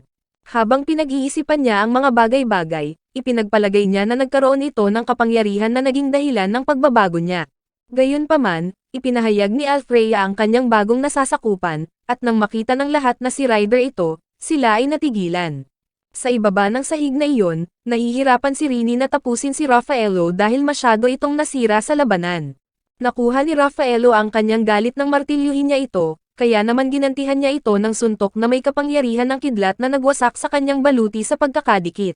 Sa ibaba ng sahig na iyon, nakikipaglaban pa rin si Fallon kay Viscas, at may suporta siya mula kina Ash at Saki para makasabay sa bilis ng anghel. Sa isang punto, nabiktima si Viscas ng isang patibong na inilatag ni Fallon, at tumigil siya sa pakikipaglaban nang malaman niyang talo na siya. Kasabay nito, sumuko si Raffaello sa pakikipaglaban kay Rini at sinabihan itong sumali sa mga kasama nito dahil palagi niyang nais na may tumayo laban kay Alfreya.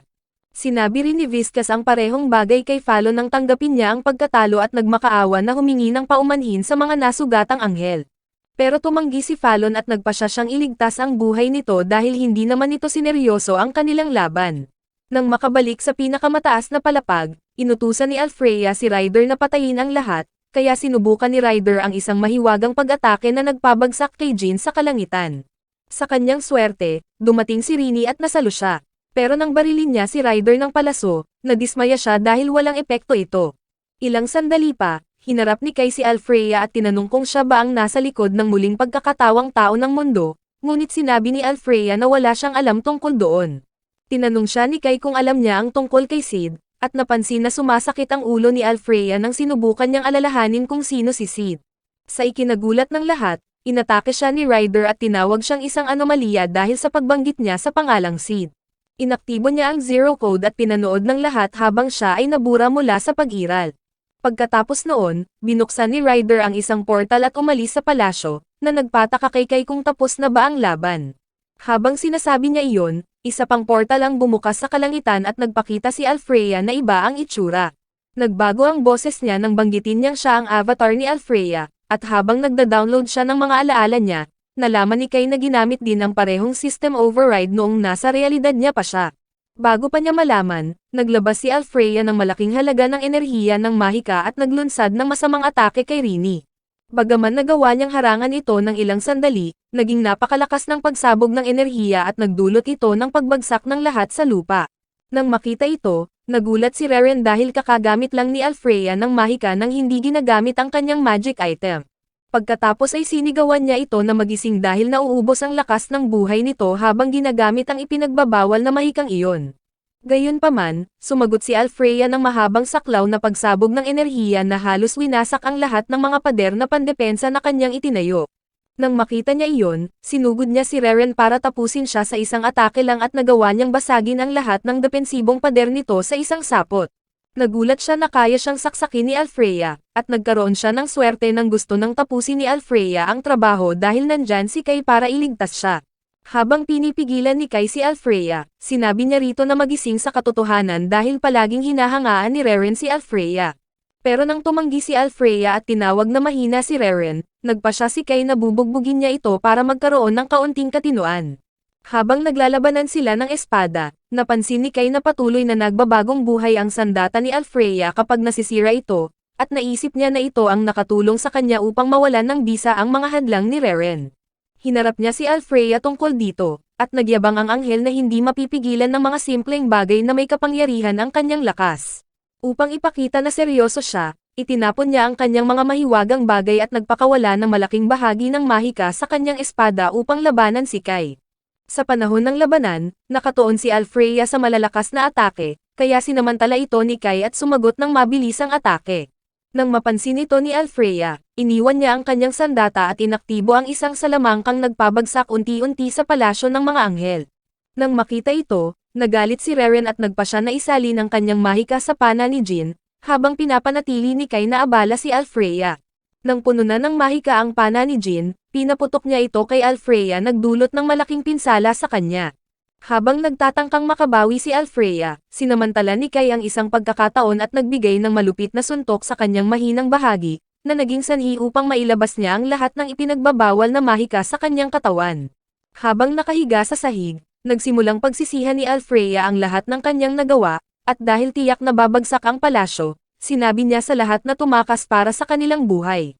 Gayunpaman, hindi siya binitawan ni Reren, at sinabi niya sa kanya na hindi siya karapat-dapat na sambahin ng isang katulad niya. Habang nanghihina siya, naubos ang mahikang nagpanatili kay Maria na nakakulong at siya ay napalaya. Samantala, ibinunyag ni Alfreya na nakatanggap siya ng isang bagay mula kay Sid noong nakaraan, dahil noong panahong iyon, sinabi sa kanya ni Sid ang tungkol sa isang bagay na umiiral kahit hindi naman dapat umiiral. Nang marinig ito, naguluhan si Kai at hiniling kay Alfreya na ipaliwanag kung ano ang ibig niyang sabihin.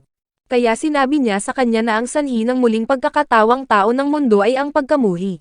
Sa panahong ito, lumala na ang pinsala sa katawan ni Alfreya, at dahil unti-unti na siyang nawawala, sinabi niya kay Kai na alisin ang puot na nagtatago sa mundo.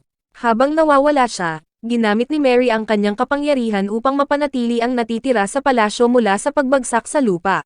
Habang humihingi ng paumanhin si Raffaello para sa lahat ng pinsalang nagawa niya, binanggit niya na walang kapangyarihan ang mga anghel laban kay Alfreya, kaya wala silang magawa kundi sundin siya. Nang marinig ito, nagtatakang nagtanong si Kai upang kumpirmahin kung nagbago lang si Alfreya nang simulan niyang kausapin si Ryder.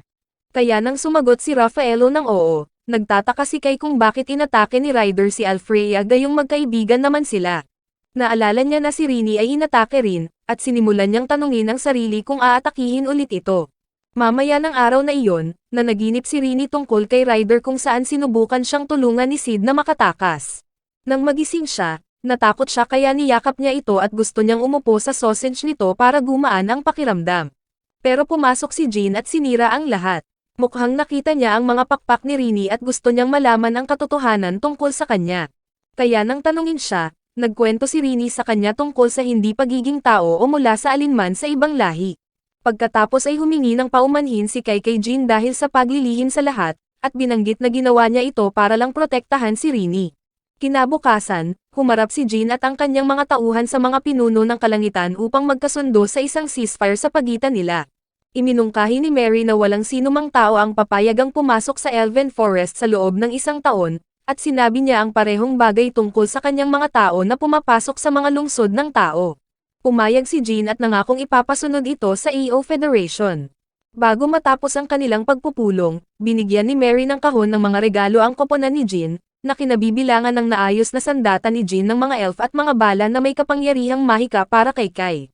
Nagulat si Kai nang makuha niya ang mga ito, habang nagyabang si Reren na siya ang nasa likod nito dahil alam niyang ganoon ang paggamit niya ng bala sa labanan. Nagpasalamat si Kai sa kanya, pero sinabi ni Mary na walang kahulugan iyon dahil nakatulong siya sa pagtalo kay Alfreya at pagpigil sa kanilang lahi na mahulog sa ganap na digmaang sibil. Nagtataka, tinanong niya si Jin kung isusunod na niya ang Spirit Race, ngunit tumanggi si Jin na banggitin ang anumang detalye ng kanyang plano para sa kaligtasan. Gayunpaman, pinaalalahanan siya ni Maria na kailangan niyang dumaan sa langit na kagubatan at mga bukid para makapagsimula at iminungkahi na bigyan siya ng gabay para maging maayos ang kanyang paglalakbay. Nang marinig ito, napansin ni Jin na may ibang pakay ang alok, kaya tinanong niya si Mary tungkol sa tunay nitong intensyon. Sinabi ni Mary sa kanya na gusto lang niyang malaman kung ano ang nangyari kay Alfreya, at binanggit na nagsimula itong kumilos ng kakaiba nang harapin niya ang isang nanghihimasok mga 10 taon na ang nakalipas. Noon, ang bayani ng mga mythical na nilalang na si Wrath ang nakakita sa kanya, at kinumpirma ito ni Raffaello dahil nakita niya silang magkasama. Sinabi niya na nakipag-usap si Alfreya kay Rath ng ilang oras at batay sa uri ng kanilang pag-uusap, tila nagkakasabwatan at nagkukonspira sila tungkol sa isang bagay. Sinabi rin niya na unang nagpakita si Ryder sa Celestial Forest noong mga panahong nagsimula nang makita ni Alfreya si Rath sa gilid. Nang marinig ito, napagtanto ni Jean na gusto lang malaman ni Mary at ng iba pang Celestials ang katotohanan tungkol kay Alfreya at ang kaugnayan niya kay Rath at Ryder. Upang tapusin ang kanilang kasunduan, hinirang ni Mary si Reren bilang gabay ng koponan ni Jean, at ang kanyang dahilan ay napansin niya ang kamakailang pagkakagiliw ni Reren kay Kai. Nang sabihin niya ito, nagseselos si Rini at tinuro si Reren, pinaghihinalaan na gusto niyang maakit si Kai sa kanyang galing sa paggamit ng lalamunan, ngunit sinabi ni Reren na wala siyang interes.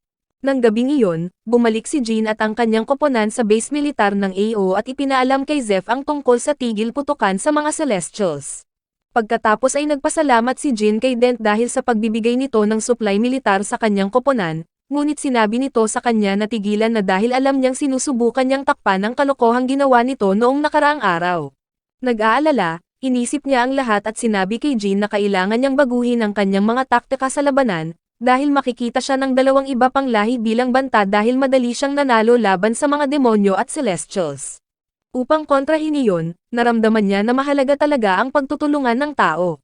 Kaya iminungkahi niya na makipagkita si Jean kay Balmang, ang commander ng militar ng Yulin na nakikipag-ugnayan sa lahi ng mga espirito, at makipag-alyansa sa kanya. Nang marinig ito, napagtanto ni Jean na hindi naman pala naapektuhan ng lahat ng kinakain niyang McDonald's ang kanyang utak, kaya pinuri niya ang kanyang pagiging maalam at sinabihang ilubog sa inidoro ang kanyang ego paminsan-minsan. Sa ibang lugar, nakipagkita si Kyoko, ang bayani ng mga espirito, kay Rath, na nagkukunwari ng pag-aalala tungkol sa iba pang mga bayani na pumanaw na. Nakita ni Kyoko ang tunay na intensyon nito at sinabihan itong ilantad ang kanyang mga layunin. Kaya naman, tinakot siya ni Rath, nangakong lilipulin ang lahat ng espirito mula sa planeta. Nang magsimula silang maglaban, nagpakita si Rath ng napakalaking lakas, inihagis si Kyoko sa buong kagubatan. Ngunit kalaunan ay sinagot siya ni Kyoko ng kanyang Universal Mirroring Attack, na agad nagbago sa dinamika. Sa kabila ng pagpupursige niyang lumaban, natapos si Rath na nakulong sa lupa. Sinusubukang samantalahin ang pagkakataon, sinugod ni Kyoko si Ryder para tapusin ang trabaho, ngunit sinalungat siya ni Ryder, na biglang lumitaw at pinabagsak siya. Samantala, si Kai at ang iba pang natirang miyembro ng puwersa ni Jean ay muling nagtipon at nagtungo sa isang makitid at hindi pantay na daan sa kagubatan patungo sa Yulin Federation sa ilalim ng direksyon ni Reren. Nag-alala si Saki na hindi masyadong nag-iingat si Reren at baka magdulot ng gulo ang kanyang pagiging pabaya kung mapansin ng iba na hindi siya tao. Pero sinabi ni Reren sa kanila na huwag mag-alala dahil maloloko ng kanyang damit ang mga tao na isipin na siya ay isang walang panganib na tao. Nang mapagtanto na mayroon pa silang 3 araw upang makarating sa kanilang patutunguhan, nagpa siya ang grupo na pinakamainam na humanap ng lugar para magkampo. Kaya nagtungo sila patungo sa isang bukal na mga 12 oras ang layo mula sa kanilang kasalukuyang kinaroroonan. Sa pagpunta nila sa bukal, itinuro ni Fallon kay Jean ang ilang kakaibang marka ng kagat na napansin niya sa ilang puno, na tanging isang gawa-gawang nilalang lamang ang maaaring gumawa. Bagaman nasa AO Federation sila, na dapat ay ligtas, napagtanto nila na baka kailangan nilang maghanda para sa pinakamasamang posibleng mangyari. Sa lugar ng Battle Royale, nagulat si Rath na madaling natalo si Kyoko, at nagtanong kung tuluyan na ba siyang wala o kung nakatakas lang siya kasama ang kanyang core patungo sa kalapit na ilog. Gayunpaman, nagtapos siya na anuman ang uri ng pag-alis na piliin ni Kyoko, magkikita silang muli sa lalong madaling panahon. Sa Hilang Springs, kung saan dumating ang mga puwersa ni Jean, nagtayo sila ng kanilang mga tolda at sinubukang magpahinga, habang ang iba naman ay dumiretso sa mga bukal. Naramdaman ni Rini na kakaiba ang pagpayag sa kanya na makapasok sa mga bukal bago ang karamihan sa iba pang mga batang babae, ngunit siniguro sa kanya ni Jean na karapat-dapat siya dahil tumulong din siya sa pagtalo sa bayani ng mga Celestials. Ilang sandali pa, nagkaroon ng mabilisang pagtatalo sina Reren at Rini dahil malalaki ang suso ni Rini at mukha siyang succubus. Habang ipinagtatanggol ni Rini ang sarili, napansin niya na si Reren ay parang patag na tabla at sinabihan niya ito, ngunit sinabi ni Reren na gusto niyang maging patag dahil kung mas patag, mas madali siyang mapabaligtad at matalian ni Kai sa anumang posisyon. Gayunpaman, nagsawa si Jean sa kanilang walang kabuluhang reklamo at sinabi sa kanila ang tungkol sa kanyang pag-uusap kay Kai tungkol sa muling pagkakatawang tao sa mundo at sa tagapaghawak ng code. Sinabi ni Kai sa kanya kung gaano siya walang alam tungkol sa paksa, na nagtulak sa kanya upang maghinuha na ang kanyang sandata ay tiyak na ginawa ng mas mataas na nilalang. Sinubukan niyang ipaalam sa kanya ang mga panganib na kaakibat kung patuloy siyang gagamit nito, ngunit lalo lang siyang nag-redirect ng mga alalahanin pabalik sa kanya. Gayun din, tumanggi rin siyang huminto sa pagsasakripisyo ng kanyang buhay sa pamamagitan ng paggamit ng mga gamit ng elf. Mabilis na lumihis ang kanilang pag-uusap patungo kay Ryder, na nagsisimulang maging mas malaking banta kaysa kailanman. Magkasama silang nag-isip kung saan kaya ito nanggaling. Dahil malinaw na sinabi ni Kai na walang anumang tala tungkol dito sa mundo niya noon, nagpalagay na lang sila na malamang ay umiiral lang ito bilang tagamasid sa mga bayani. At ang nag-trigger nito para lumipat mula sa pagmamanman patungong assault mode ay malamang si Sid, na hindi umiiral sa kasalukuyang mundo nila. Nagtataka kung anong uri ng relasyon mayroon si Ryder sa iba pang mga bayani. Pareho silang nagtapos na kailangan nilang patuloy na harapin ito upang matapos ang dakilang digmaan ng 5 lahi. Ang pagbubunyag ni Jin ay nagbigay liwanag sa mga dalaga sa katotohanang kailangan na silang maging maingat kay Ryder tuwing lalaban sila sa isang bayani. Biglang nakaramdam sila ng lindol sa lupa, kaya ilang sundalo ang nagpakilos at nalaman na isang mitikal na nilalang ang agad na sumalakay.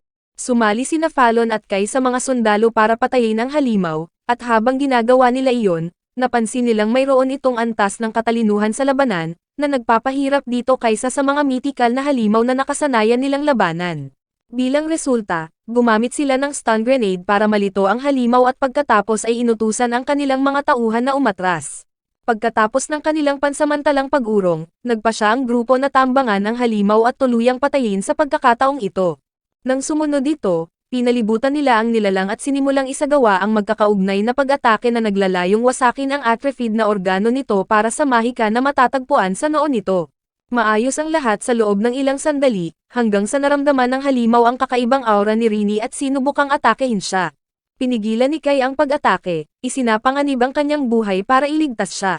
Pagkatapos ay ginamit ni Reren ang kanyang magic circle para i-teleport ito sa Purgatory Flower Garden, kung saan ito ay sinunog hanggang maging abo. Malubhang nasugatan si Kai habang sinusubukang protektahan si Rini, kaya agad siyang ginamot ng koponan at dinala sa ligtas na lugar. Mamaya, sa tent kung saan nakatulog siya at ang iba pang mga babae, narinig niya ang isang boses na tumatawag sa kanya mula sa isang panaginip. Nang magising siya, napagtanto niya na narinig din ito ni Rini at Jin. Kasama si Reren, tumungo sila sa isang gusali na nasa malalim na kagubatan kung saan naramdaman nila ang boses na tumatawag. Nang makarating sila sa harap ng istruktura, muling tumawag sa kanila ang boses, sinasabing natagpuan na nila ang sentro ng mundo at hinihimok silang pumasok sa loob. Sa harap ng lumang gusali, sinabi ng boses sa kanila na huwag matakot at tanging ang mga pinili ng tadhana lamang ang tatanggapin. Dahil si Reren lang ang hindi nakarinig ng boses, inutusan siya ni Kai na magbantay sa labas para lang sa kaligtasan, habang ang iba ay pumasok sa gusali. Sa kanilang pagpasok, napansin ni Kai ang pagkakatulad ng daanan sa sementeryo, at itinuro rin ni Rini ang malakas na alon ng enerhiya na nararamdaman niya mula sa loob. Sinabi niya na bagaman mukhang mahika, sigurado siyang hindi ito. Pagkatapos maglakad ng ilang sandali, napansin nila ang isang ilaw sa dulo ng pasilyo at lumapit dito. Pagpasok sa silid ay dinala sila ng ilaw. Muli nilang narinig ang boses, ngunit wala silang nakitang tao sa paligid. Nalilito, tinanong nila kung saan nagmumula iyon, at itinuro nito ang kanilang atensyon sa isang malaking estatwa sa gitna ng silid. Nagpanik sila, pero sinabi sa kanila ng boses na hindi nila kailangang matakot dito, dahil malinaw na wala na itong kapangyarihan. Ipinakilala nito ang sarili bilang isang nilalang mula sa mundo kung saan natapos ang dakilang digmaan ng 5 lahi, at sinabi sa kanila na naghihintay ito sa sandaling may sapat na karapat-dapat na pumalit kay Sid sa bagong mundo na dumalaw. Nagulat si Kai nang malaman na kilala ng nilalang si Sid. Sumagot pa nga ito na kung titingnan niyang mabuti, malalaman niya kung saan ito nagmula. Pagkatapos magmasid ng mas malapit ng ilang sandali, nakilala ni Kai ang estatwa bilang ang prophetic god mula sa kanyang ibang mundo, na sinasamba ng mga tao upang makita ang kanilang kinabukasan. Ayon sa lumalabas, si Arsalis Oleka, ang nilalang na nagbigay kay Sid ng prophecy at ng kumikinang na espada na ginamit niya upang talunin ang 4 na bayani at tapusin ang dakilang digmaan ng 5 lahi sa kabilang mundo. Ibinunyag ng Diyos na palagi nang sinasamba ng mga tao ito sa paglipas ng mga taon, at iyon ang dahilan kung bakit nilikha nito ang kodigong tagapangalaga upang protektahan ang sangkatauhan ng mga tao, nang sumiklab ang dakilang digmaan. Ipinahayag din ng Diyos na natutuwa si Kai ang nakahanap sa may hawak ng kodigo, at na siya ang gumagabay kay Kai mula noon. Ibinahagi nito na ginamit nito ang lahat ng kapangyarihan nito upang likhain ang may hawak ng kodigo, at na nasa napakasakit na kalagayan ito, hindi mapigilan ang muling pagkakatawang tao ng mundo na nagbura sa presensya ni Sid. Gayunpaman, iginawad ng Diyos ang isang prophecy kay Jin at hinirang siya bilang propeta upang pumalit kay Sid at maging bayani para sa sangkatauhan sa kanilang mundo. Nagulat si Jin kung bakit siya ang napiling maging bayani, at sumagot ang Diyos na bagaman sinuri nito ang ilang karapat-dapat na kandidato, kabilang na si Kai, siya ang pinakakarapat-dapat. Nabalisa, tinanong niya kung ano ang mangyayari sa mundo kung sa wakas ay magtagumpay siya sa pagtalo sa lahat ng bayani ng 4 na angkan, pati na rin kay Ryder, at sumagot ang nilalang na ito ay nakadepende sa lawak ng pagguho na dulot ng muling pagkakatawang tao ng mundo. Pagkatapos, habang palabas sila ng gusali, ibinahagi ni Rini ang kanyang pag-aalala tungkol sa hindi niya alam kung mapagkakatiwalaan nila ang nilalang, ngunit siniguro siya ni Kai na dahil ito ang lumikha sa may hawak ng kodigo, tiyak na hindi ito ang kanilang kaaway. Sa labas ng gusali, muling nagkita ang tatlo kasama si Reren, na naghihintay ng napakatagal. Sinubukan ni Reren alamin kung bakit natagalan sila, pero sinabi lang ni Jin na nakakita sila ng estatwang bato, hindi binanggit ang detalye kung saan siya hinirang bilang propeta. Dahil iba ang lahi niya, hindi kayang ipagsapalaran ni Jin na makakuha siya ng mahahalagang impormasyon tungkol sa mga tao at sa dakilang digmaan. Habang sinusundan nila ang kanilang mga yapak pabalik sa kampo, siniguro ni Kai kay Jin na gagawin niya ang lahat ng kanyang makakaya upang suportahan, at samahan siya sa buong digmaan upang matiyak na mananalo ang mga tao. Sinabi ni Jin na hindi naman talaga mahalaga sa kanya ang prophecy, at sisiguraduhin lang niyang gawin nila ang kailangan nilang gawin. Namangha sa kanyang mga salita, sinabi ni Kai sa kanya na ganoon din siya katigas kahit sa ibang mundo nito, at iyon ang isang bagay na talagang nagustuhan niya sa kanya. Sa pagsisiyasat sa kanya tungkol sa uri ng relasyon nila sa kabilang mundo, sinabi ni Kai sa kanya na sila ay matalik na magkaibigan na lumaki ng magkasama at naging homies. Tinanong niya kung gusto rin niyang maging kasama niya sa bahay sa mundong ito, at pumayag naman siya.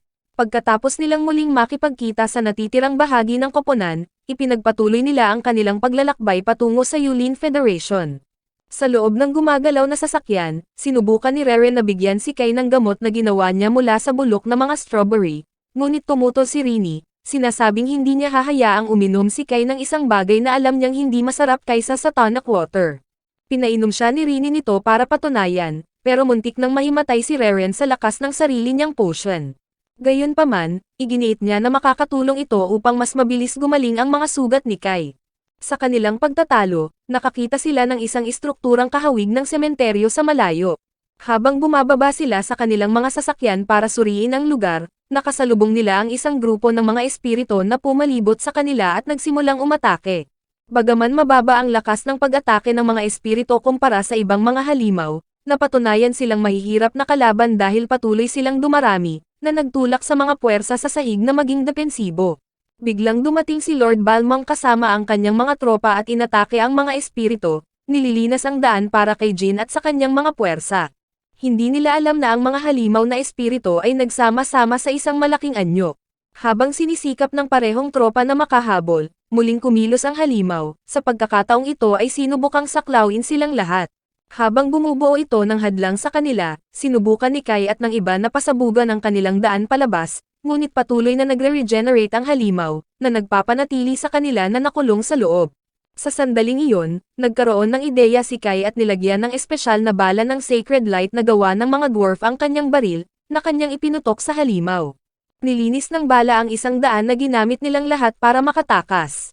Pinangunahan ni Balmong ang koponan patungo sa isang kahina-hinalang lawa sa lugar, na kanyang isiniwalat na pinuntahan niya upang imbestigahan dahil bigla na lang itong lumitaw doon. Pagtingin dito, sinabi ni Rini sa kanila na hindi ito lawa, kundi isang espiritu, at ikinagulat nito ang lahat. Nang mag-transform ang lawa bilang si Kyoko, inatake niya sila gamit ang kanyang kakayahang universal mirroring, at nagulat ang lahat dahil sa lakas niya. Nagawang hiwain ni Kai gamit ang kanyang sandata, habang ginamit naman ni Balmong at ng kanyang grupo ang kanilang mga atake sa apoy para hindi siya makagalaw. Kahit pagkatapos noon, binigyan sila ni Kyoko ng middle finger at naglunsad ng masamang atake sa kanila na parang walang nangyari sa ginawa nila. Nailaban ni Kai ang atake gamit ang kanyang sandata, at napagtanto ni Kyoko na hawak niya ang code holder. Nagtataka, Tinanong niya siya tungkol dito, at ang katotohanan na nakakapagsalita siya ng wika ng tao ay nagulat sa lahat, dahil naniniwala silang hindi kayang magsalita ng mga espiritu. Samantala, nalaman ni Ryder ang tungkol kay Kyoko, na nakipag-ugnayan kay Kai. At habang nagkukwento si Kyoko kung gaano kamukha ni Kai si Sid, lumitaw si Ryder sa pamamagitan ng isang portal at sinubukang burahin si Kyoko sa mundo. Gayunpaman, napatunayang imposible talunin si Kyoko dahil hinati niya ang sarili niya sa maraming piraso at inatake si Ryder. Napakalaking pinsala ang idinulot ng pag-atake kay Ryder kaya napilitan siyang umatras para makabawi. Sa kanyang pagkawala, iminungkahi ni Kyoko ang pansamantalang tigil labanan sa grupo ni Jin dahil gusto niyang magpahinga, ngunit nasaktan si Balmang at tinanong kung ginagawa niyang biro ang kanyang unit militar. Pinaalalahanan niya ito na siya ang unang sumerang walang babala, at na siya ay isang walang isip na kambing dahil tumakbo siya. Gayunpaman, sinabi ni Kyoko sa kanya na wala siyang pagpipilian kundi lumaban dahil akala niya ay dumating sila para atakehin siya habang nagpapagaling siya. Pagkarinig ni Kai nito, nagkaroon siya ng pagkausyoso at nagtanong kung ano ang maaaring naglagay sa isang tulad niya sa mahinang kalagayan. Kaya't inihayag ni Kyoko na nahulog siya kay Wrath kanina at binanggit ang pagkakasangkot ni Ryder dito. Sinabi niya sa lahat na ang 5 lahi ay gusto lang protektahan ang kanilang uri, pero si Ryder, na walang kinabibilangang lahi, ay nabubuhay lang para magdulot ng panganib sa mundo. Pagkatapos ay isiniwalat niya ang kanyang intensyon na tingnan ang sementeryong pinagkulungan niya noon, ngunit ang problema ay hindi niya alam kung paano makapasok. Si Kai, na nakapunta na sa sementeryo noon, ay pumayag na samahan siya, at nagkasundo ang magkabilang panig na magkasamang maglakbay. Pagdating doon, nalaman nila na habang lalo silang lumalayo, tila nakakakilabot ang gusali dahil ang mga pader ay natatakpan ng kakaibang mga marka na bahagyang kumikinang. Sa paglipas ng oras, nakarating sila sa gitnang bulwagan, kung saan nagsimulang kumikinang ang sandata ni Kai. Pagkatapos noon, may mahinang tunog na nanggaling mula rito, at nagulat ang lahat nang malaman nilang boses ni Sid iyon. Humingi ng paumanhin si Sid dahil hindi niya nailigtas si Rini sa kanyang mundo, ngunit nagmakaawa siya kay Kai na huwag gawin ang parehong pagkakamaling nagawa niya. Pagkatapos noon, isang maliwanag na liwanag ang nagmula sa sandata ni Kai at tumama sa kisame, at bago pa man makagalaw ang sinuman, sila ay dinala sa isang astral plane. Doon, pinangunahan sila ni Rini pasulong, sinasabing nararamdaman niya ang malaking dami ng enerhiyang mahika na hindi kalayuan. Habang sinusundan siya ng lahat, nakasalubong nila ang isang naging bato na Alfreya, at hindi nagtagal ay lumitaw si Ryder at inakusahan sila ng trespassing. Nagsagawa siya ng mabilis na pagsusuri sa pag-uuri at nagpa siya na wakasan ang mga taong tumugon sa bawal na salitang, Sid, at pinabalik sina Jin, Fallon, Varen, at Balmang sa kanilang realidad, naiwan sina Kai, Rini, at Kyoko. Sa labas ng sementeryo, nagreklamo si Jin dahil hindi siya makipaglaban sa tabi ni Kai, at nagpa siya na babalik siya sa gusali, umaasang isasakripisyo pa ang kanyang lakas ng buhay para sa kapangyarihan ng elf. Pero pinigilan siya ni Reren at Balmang at sinabing mapupunta lang siya kay Ryder at magiging parang laruan. Iginiit nila na kailangan nila ng isang plano, ngunit habang nakaisip sila ng mga ideya, inatake ni Ryder ang mga tao pabalik sa astral plane, at kahit na sinubukan ni Kyoko ang kanyang makakaya upang solohin siya, napagtanto niya na si Ryder ay nasa mas mataas na antas ng kapangyarihan kaysa sa kanya. Patuloy na inatake ni Ryder si Kai at ang iba, ngunit nagawa ni Kai na harangan ang kanyang mga atake habang pinoprotektahan si Rini, na masyadong duwag para lumaban. Bilang resulta, nakaharap ni Kyoko si Ryder at kumuha ng kaunting kapangyarihan nito upang lumakas at makapagbigay ng malakas na atake kay Ryder. Nang tumama ito, napagtanto ni Kyoko na gaano man kadalas bumagsak si Ryder, patuloy lang itong magre-regenerate dahil nasa kanyang sakop sila. Kaya nagplano siya kasama si Kai para akitin si Ryder palabas ng astral plane. Ginamit ni Kyoko ang kanyang kapangyarihan para agawin ang natuyong katawan ni Alfreya, habang gumawa naman si Kai ng portal ng paglabas gamit ang kanyang espada. Dahil mahalaga kay Ryder ang katawan ni Alfreya, sumugod siya sa tabi ni Kai para pigilan sila. Ngunit habang dumadaan siya sa portal, nagtulungan sina Kai at Kyoko at nagbigay ng malulupit na atake, na naging dahilan upang mawala si Ryder. Samantala, sa kampo militar ng Yulin, gumawa si Reren ng sandata na sa tingin niya ay epektibo laban kay Ryder, dahil hindi gumagana ang mga karaniwang sandata sa kanya. Sa loob ng sementeryo, muling umakyat si Ryder, na malinaw na kakaalis lang, sa portal na iniwan ni Kai na bukas. Sa pagkakataong ito, mas malakas ang kapangyarihan ni Ryder sa Bloodlust at nagpakilala siya bilang Ryder Aspecto. Sinasabi sa lahat na maghanda para sa matinding banggaan. Sa pagkakataong ito, mukhang galit na galit siya, at nang makita ni Rini ang kanyang mukha, natakot siya at napagtanto na ang lahat ng panaginip niya tungkol kay Sid ay mga alaala ng kanyang nakaraan. Nalaman na sinubukan lang ni Sid na protektahan siya mula kay Ryder sa astral plane. Ngunit kahit nakipaglaban siya sa maalamat na code holder, hindi pa rin siya sapat na malakas upang mapigilan ang pagkakabihag kay Rini. Habang sinasabi ito ni Rini kay Kai, nangako siyang paprotektahan siya hanggang sa huling hininga niya. Samantala, nalungkot si Azle sa paraan ng pagkamatay ni Sid, dahil siya ang pumili kay Sid, at naramdaman niya na si Kai ang nagdadala ng tadhana ng mundo sa kanyang balikat. Pabalik sa libingan, inatake ni Ryder si Kai. Kaya habang abala si Ryder sa kanya, sinamantala ni Kyuko ang pagkakataon upang subukang bigyan siya ng nakamamatay na atake. Pero nabigo siya dahil binura ng mahiwagang hadlang sa paligid ni Ryder ang lahat. Bilang resulta, sinamantala ni Ryder ang pagkakataon na ilagay siya sa isang mahiwagang hola at sinubukang burahin siya sa pag-iral. Pero inaktibo ni Kyoko ang isang kasanayan na sumalungat dito, na humantong sa isang pagsabog. Ang epekto ay nagtulak sa naging bato na katawan ni Alfreya palabas, kaya nakita ito ni Jin at nagmadaling pumasok sa libingan upang alamin kung ano ang nangyayari. Samantala, nagkamalay si Kai at medyo gumaan ang pakiramdam ng makitang todo bigay si Kyoko kay Ryder. Pero lahat ng kaligayahan na iyon ay nawala nang makita niyang buhay pa at malakas si Ryder. Sa kanyang pagkabigla, muling nabuo ni Ryder ang mga nasirang bahagi nito at mabilis na umalis kasama si Rini. Bago pa siya makakurap sa labas, sinubukan ni Ryder na isagawa ang Zero Code, at burahin si Rini mula sa pag-iral. Pero ang takot na mawala si Kai at ang 9 na pulgadang ari nito ang nagpataboy sa mahika ni Ryder gamit ang kidlat. Habang bumabagsak siya sa lupa, agad na sumingit si Kai upang pigilan siyang matali at mawala. At kahit may tulong mula kay Balmang at Fallon, hindi pa rin siya nakapagbigay ng magandang atake. Sa senyales ni Balmang, pinagbabaril ng mga sundalong nakapaligid sa libingan si Ryder, habang naghahanda si Jin na paputukin ang isang pana na may kapangyarihan ni Reren.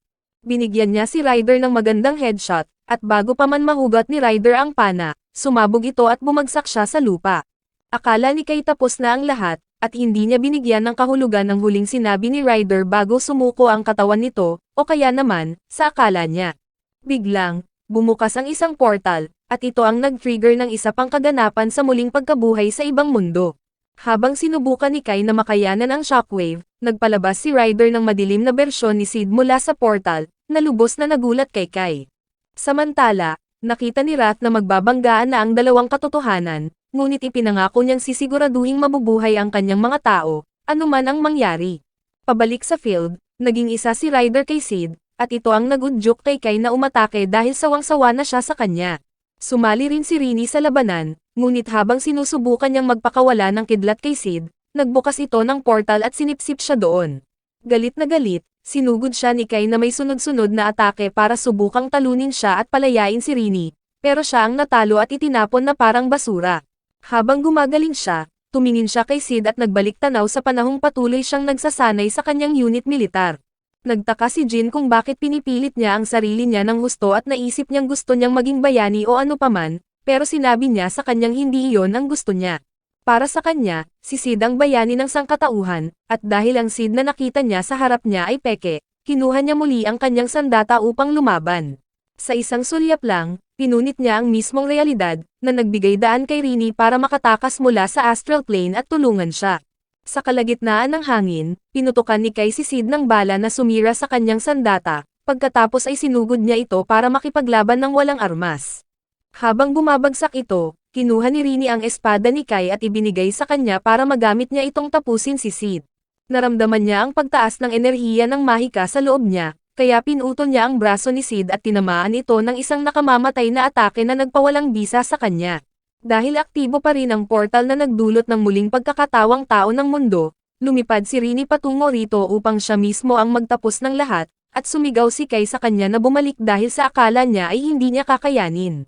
Anuman ang mangyari, lumipad siya palayo, at ang kanyang mahika ang naging dahilan upang makita ni Kai ang mga alaala ng kanyang sarili mula sa kanyang nakaraang realidad. Nang magising siya, tuwang-tuwa si Rini na makitang buhay siya kaya niyakap niya ito. Pagkatapos ay nagbukas siya sa kanya tungkol sa kanyang nararamdaman at sinabi na gusto niyang maging higit pa sa magkaibigan na may lahat ng benepisyo. Nang marinig ito, napagtanto ni Kai na tiyak siyang mabubuntis sa susunod na 2 minuto. Pero bago pa niya mabasag, pumasok si Jean sa silid kasama si Reren at sinira ang lahat. Hindi nag-atubiling itapon ni Jean si Rini dahil hindi niya gustong palampasin ang pagkakataong magkaanak kay Kai. Pero gusto rin ni Reren ang parehong bagay. Nag-aalala siya kay Kai dahil 3 araw na siyang walang malay mula nang talunin niya si Ryder. Bagaman nagulat, natuwa si Kai na maayos ang lahat, ngunit nagtataka siya kung kailan siya naging giga-chad mula sa pagiging ordinaryong sundalo, na 3 sa pinakamagagandang babae ay gustong magkaanak sa kanya. Ilang oras pa ang lumipas na puno ng mga pangyayari, nagtipon ang lahat sa sementeryo ng Yulin Spirit, at tila inilagay si Alfreya doon para sa kaligtasan. Mukhang buhay na buhay si Kyoko, bagaman napakaliit niya habang nakaupo sa balikat ni Balmang dahil sa lahat ng mahika na ginamit niya sa huling laban niya. Nang pagtawanan ni Balmang ang laki niya, sinabi niya rito na kahit ganoon kaliit siya, hindi pa rin ito magkakasya. Nang marinig ito, nagalit si Balmang, pero binalaan siya ni Reren na huwag gumawa ng anumang katangahan dahil isang maling galaw lang at ang natuyong katawan ni Alfreya ay magiging abo. Ilang sandali pa, sumama si Kai kay Rini para tingnan ang paglubog ng araw, at hindi niya maiwasang mapansin na ang katawang bato ni Alfreya ay kapareho ng kay Asila.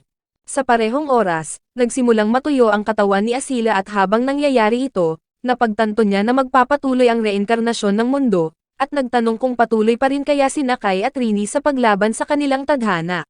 Gayunpaman, ipinangako ni Kai na laging nasa tabi ni Rini at paprotektahan siya anuman ang mangyari, at lahat ay mabubuhay ng masaya magpakailanman. Maraming salamat sa panonood, sana nag-enjoy ka sa anime na ito. Mag-subscribe at pindutin ang notification bell upang updated ka lagi sa mga bagong video na may upload namin, at para makatutok sa higit pang Tagalog anime recap, magkita tayo sa susunod.